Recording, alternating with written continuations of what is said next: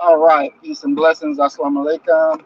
Shalom, family. Thank you for taking the time out to watch this video today. Take my coat off real quick while I am waiting at this light. All right, I hope everybody had a safe weekend. All right, let's get into it. So, our topic this morning that we're dealing with is fecklessness. Fecklessness. And when you understand fecklessness, it's a person that lacks initiative, irresponsible, um, don't follow through, lacking uh, the will to conquer, lacking the will to make it happen. Fecklessness. And we have people in our community that are saddled down with this type of mentality, which produces an action that's equal to, if not death itself. Now, I said that they are saddled, and we all know what a saddle is. A saddle is what you put on a horse, right? To help you, to aid you to sit there and ride the horse. Well, they have that saddle on them, and the enemy is just riding their ass, and they don't even understand that they're being ridden. Their state of fecklessness is so ingrained into them that they can't even see and understand. And we cannot allow this disease to continue to infect our people because it spreads like a cancer. It spreads like a cancer. And we have to be able to heal or cure this disease called fecklessness.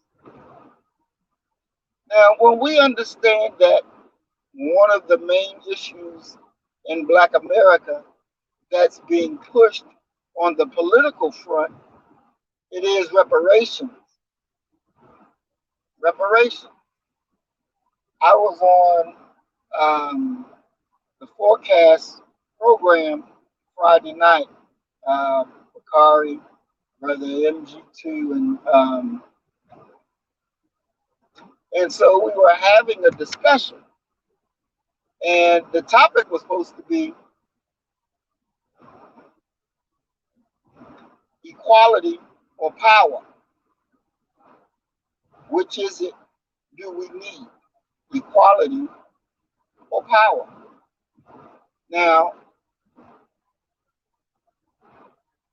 Brother Bakari started the conversation with the program from the other night when he was talking about Marcus Garvey and the Honorable Elijah Muhammad being a member of the UNIA and how believers don't like to admit that.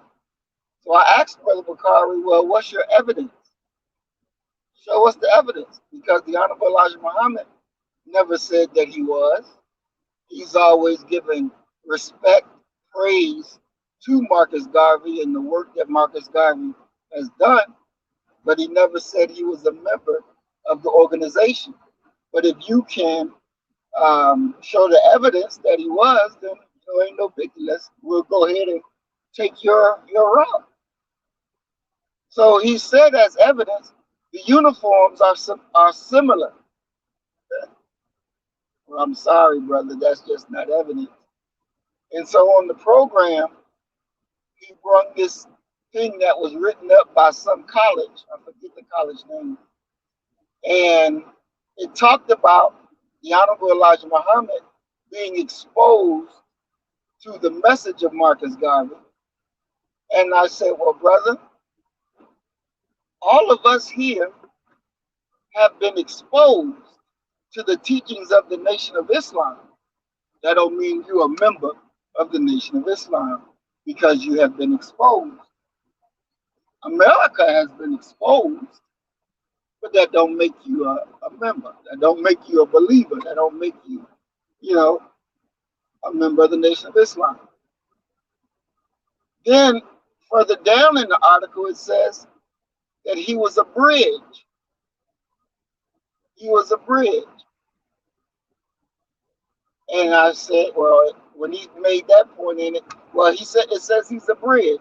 I didn't even respond because to me, just because an article says that you are a bridge doesn't mean that you are a member.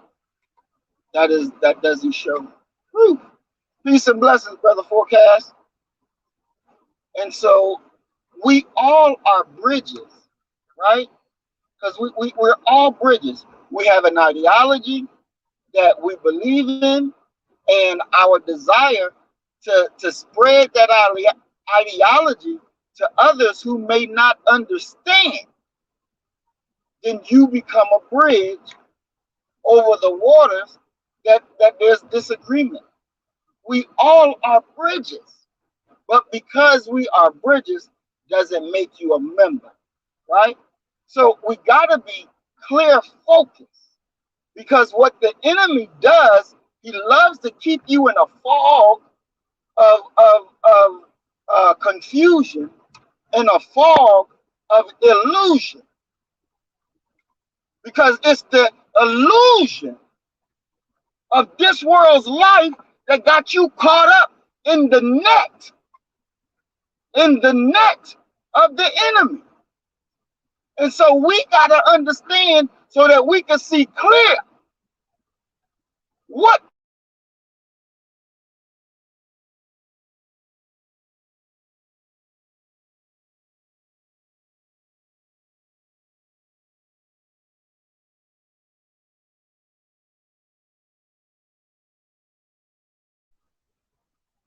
and whoever is the new leader, whoever is the new carrier of the light to awaken the people, got to be silenced, got to be neutralized. So as we were talking on the program, and it got to a point where saying out my mouth, and they said, "Yeah, we understand." Okay, so for me, my thinking switched to let me make sure I make my argument plain.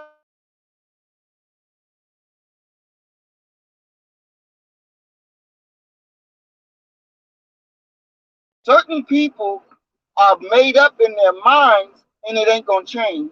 So why waste time over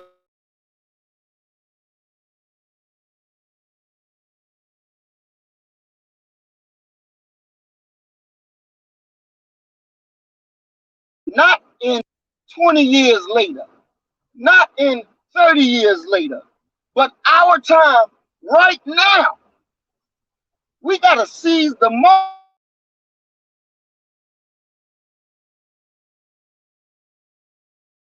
Unless it's failure, and we can't accept failure as our way of life. We just can't do it.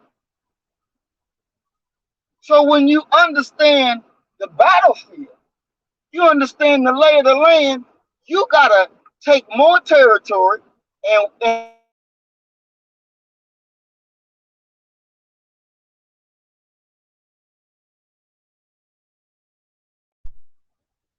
of our people.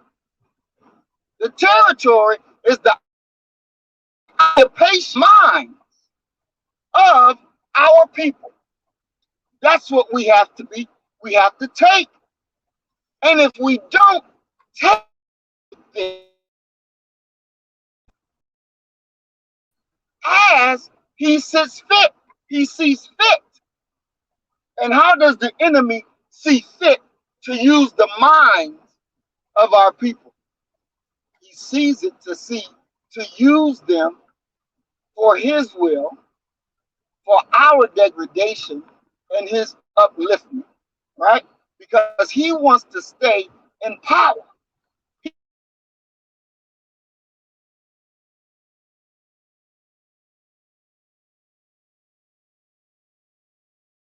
to come out of this feckless.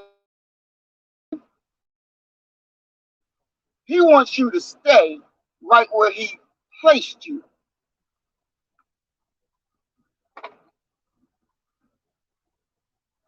Yes, sir, brother. You was very fair to everybody. You were very, very fair to everybody. And it was a great program. Ain't no ifs, ands, and buts about it.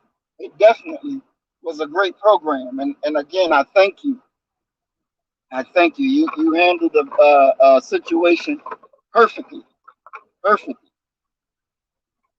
And so we gotta know and understand that reparation for our people, it is essential.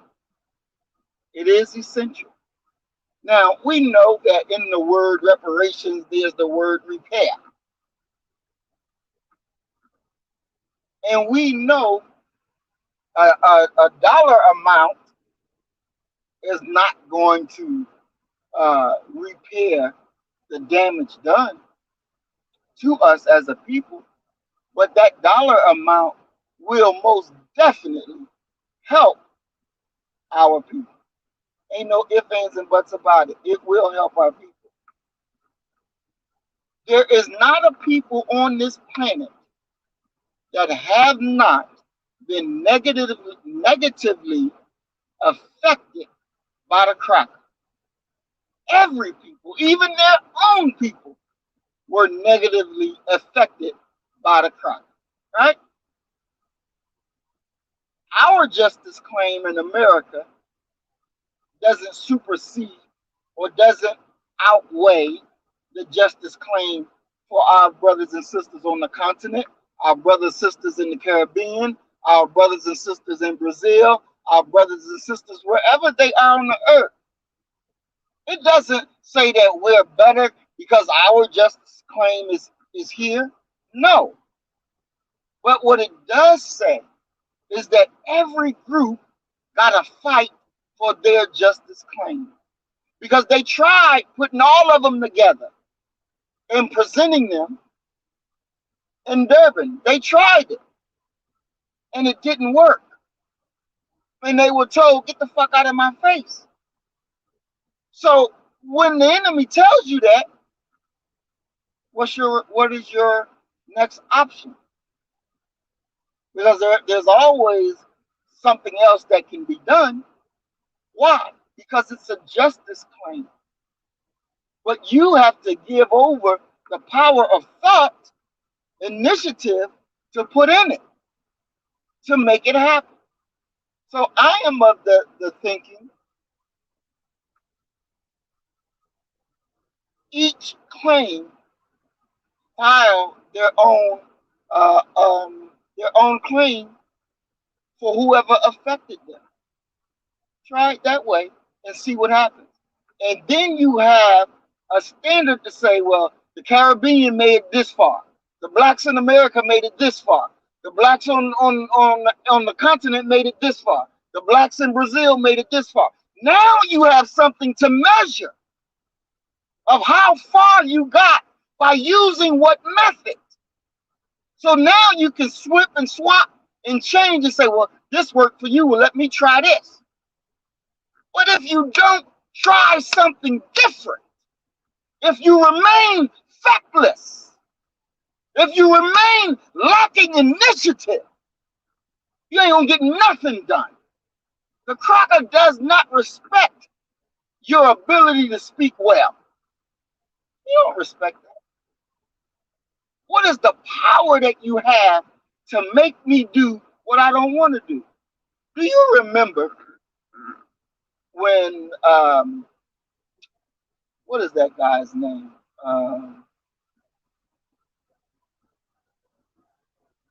Not Randall Robinson, but he was an activist when FDR was president. Uh, I can't recall his name, but he was at the White House. He was one of the ones behind the March on Washington. But FDR and Mrs. Roosevelt invited him to the White House. Actually, it was Mrs. Roosevelt that was behind the invitation. And so she was like, come on to the White House and speak with the president. So they were at dinner. And he gave a whole list of what he as president should do for Black America. He ran the list. Now, FDR is seen as he's a good president. He was for the Negro and all this bullshit, right? He told him, he says, I can't deny anything that you wrote down, everything that you said. It is the truth. It is the truth. I'm not going to say it's not. Everything you said is the truth, and I agree with everything you said. But I need you to go do me a favor. And he said, sure, Mr. President. What favor do you want me to do? Go out in the street and make me do it. Think about that. He told him, go out in the street and make me do it. But the president said, everything that you said is correct. I agree with everything that you said. You have spoken the truth.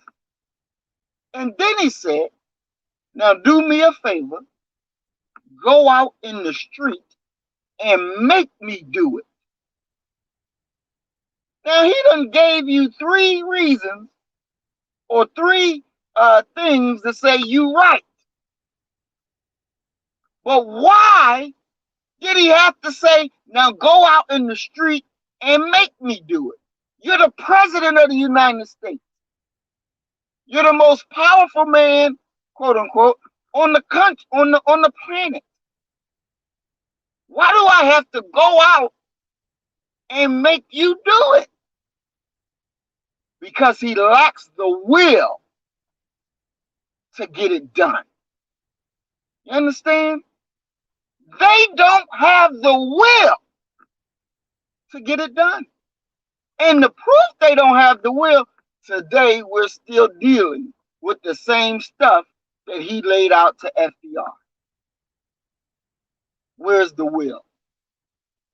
So FDR tell him, go make me do it.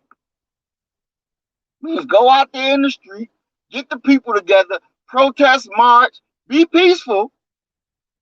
And then when you made enough movement, then I'll consider a watered down version of what you said. Go make me do it. And you know, as we were growing up as children, right? And somebody say something to you, wah, wah, wah, wah, and y'all get in an argument, and you like, make me. I dare you. Make me. Right? We all know those are fighting words. Make me do it. What is your power to make it happen? What gives you the leverage? What gives you the control over the enemy to make them do it? Now, this is what we should have been talking about on the program when we were dealing with power and equality. Because what is the power you have to make them do what they don't have the will to do, what they don't want to do, and what they're too damn lazy to do? What is the power that you have? What is this untapped power? It is our unity of mind, unity of purpose. And so I said to the brothers, because it wound up being me and Bakari, then BG2, and then somebody else. And I said, look, since we're on the public platform and you don't agree with reparations whatsoever, that's fine. But don't speak out against it in the public. You know, you got my number, call me or text me or whatever, or message me, and let's talk about it offline so we can present still a unified force. Because where the enemy sees a crack between two groups, what does he do? He'll go and seed it. Like you seed the clouds to make it rain, he'll go and seed it to turn the disagreement over an issue into a disagreement over whether who lives and who dies. See, we got to be wise. We can't afford to be feckless. When you look at the Congressional Black Caucus, a lot of them are feckless. A lot of them. I'm not going to say all, but I will say a lot. And, this weekend I was in another meeting with our brothers and sisters from the continent, from the Caribbean, some from England.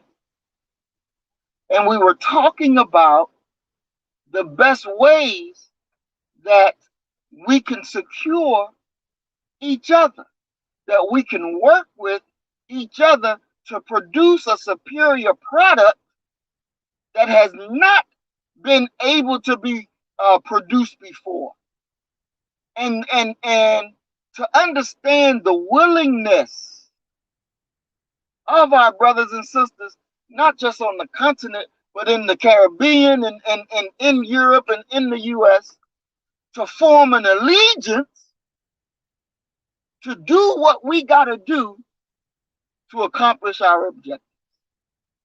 It's really a beautiful thing when you can sit back and see that the desire for unity is there, the will is there, but we got little seeded clouds of distrust, not among those that were in the group, but everybody's looking outside of the group, because from their faction, there's the seeded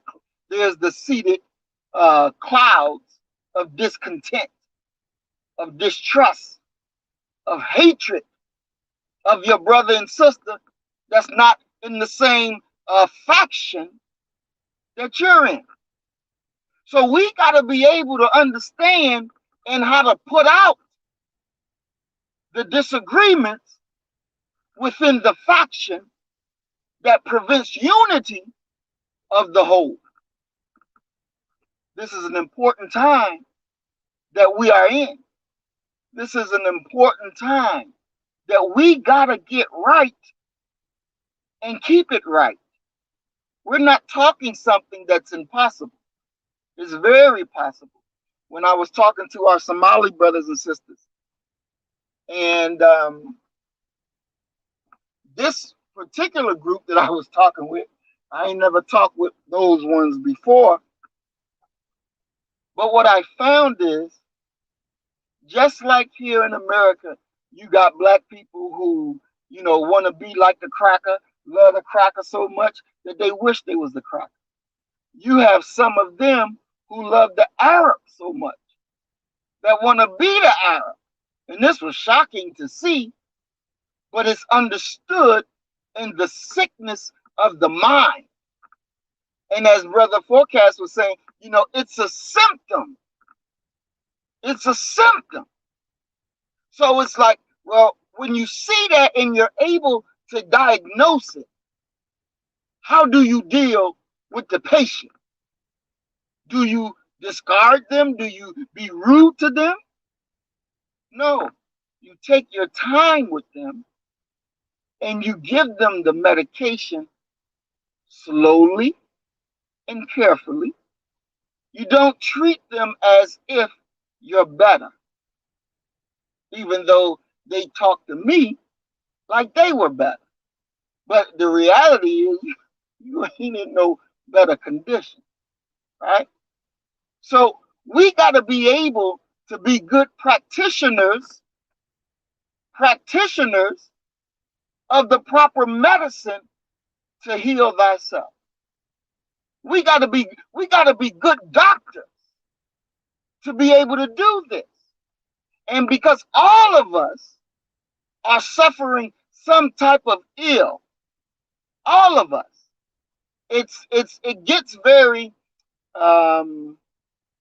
difficult because there's an internal battle that you're fighting just to be able to get out of bed and say, I made it another day. You fighting the battle just to be able to get up and make your prayers and say, thank you, God, for blessing me to make it another day.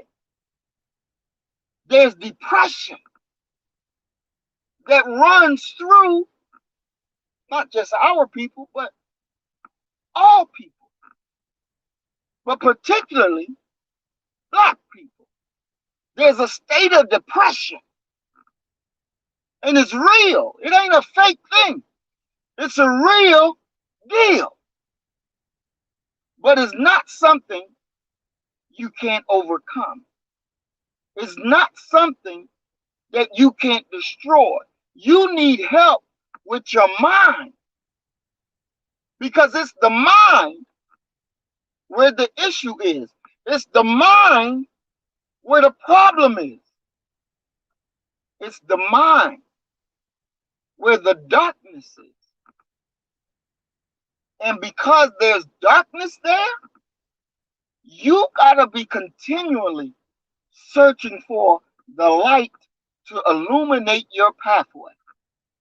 It's just that simple. You've been victimized by the enemy so thoroughly. You've been subverted. And in the subversion process, where you take and disregard your own culture, your own way of being, and adapt to the enemy's way, Satan cannot give life, but he damn sure can cause death. Depression is a death nail in the coffin.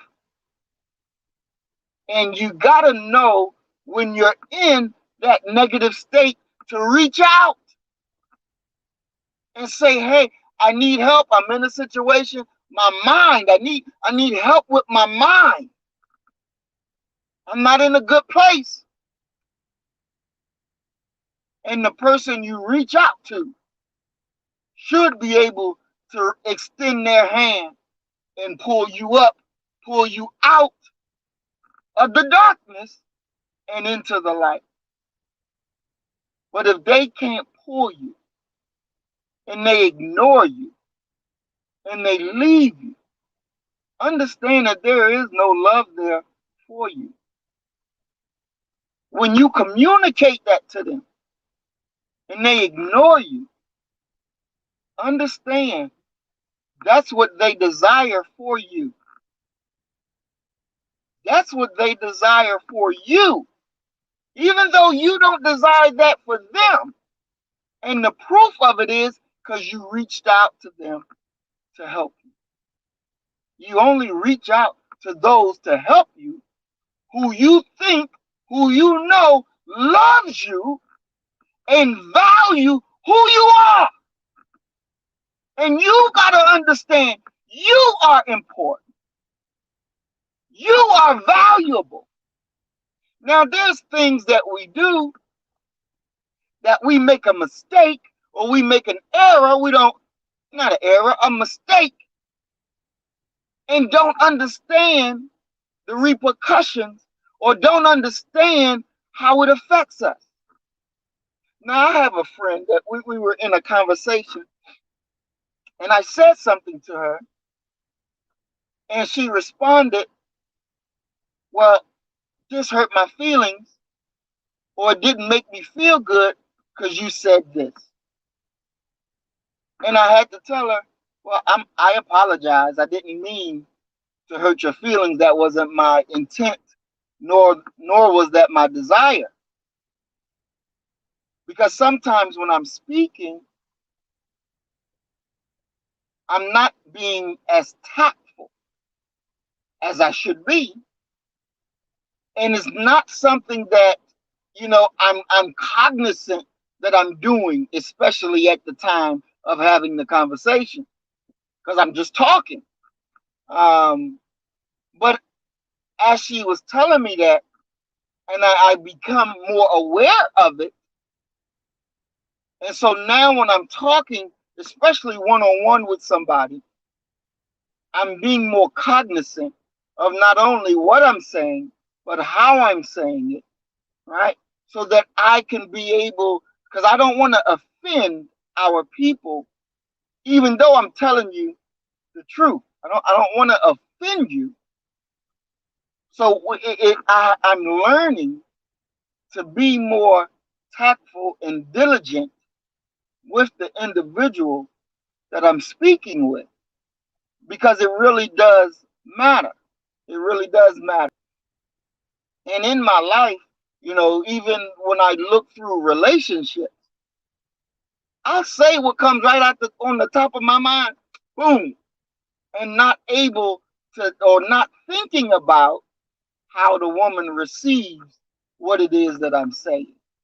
So now, I want to be able to look at you so I can see exactly what my words are saying, what they're doing, so that we don't produce a breach.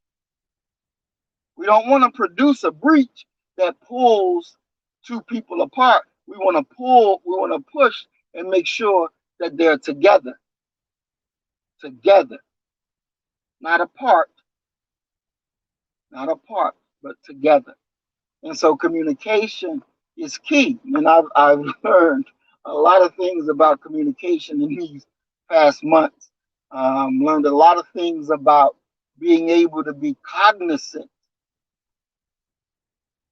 of making that person the only person in the room, feel as though they're the only person in the room. I've learned a lot about that in these past few months. But we got to be able to defeat the disease called fecklessness. Feckless. A lot of our people deal in this negative behavior because, truth be told, you can chew gum and walk at the same time. It don't have to be one or the other. It can be both. But I haven't finished. I haven't even really gotten into where I wanted to go with this, and my time is up. So we'll have to have a part two. And I'm going to be doing these morning messages on my drives again, um, because it's a everyday fight.